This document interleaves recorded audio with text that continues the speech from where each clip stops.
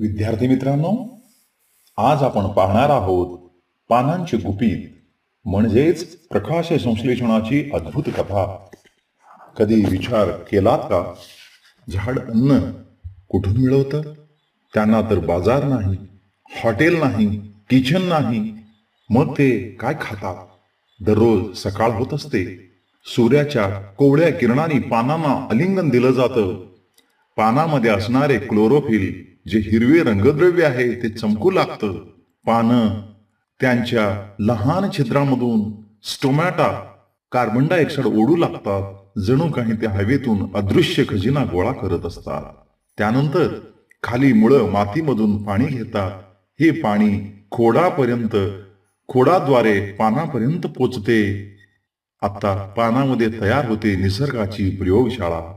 सूर्यप्रकाश, पाणी आणि कार्बन डायऑक्साईड यांचे मिश्रण होते आणि त्यातून तयार होते अन्न म्हणजेच ग्लुकोज. यासोबतच तयार होतो प्राणवायू ऑक्सिजन, जो पानामधून बाहेर येतो आणि आपल्या फुफ्फुसात श्वास बनवून राहतो.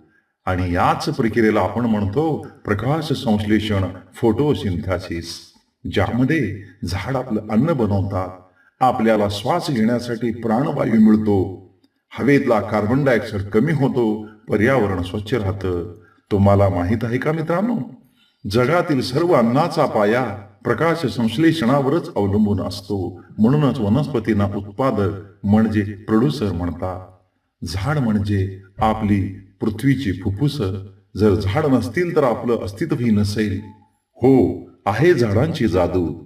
सूर्य, पाणी, हवा यांचा सुंदर संगम, जी आपल्या जगाला जिवंत ठेवते. सूर्य, पाणी, हवा यांचा सुंदर संगम, जी आपल्या जगाला जिवंत ठेवते. धन्यवाद.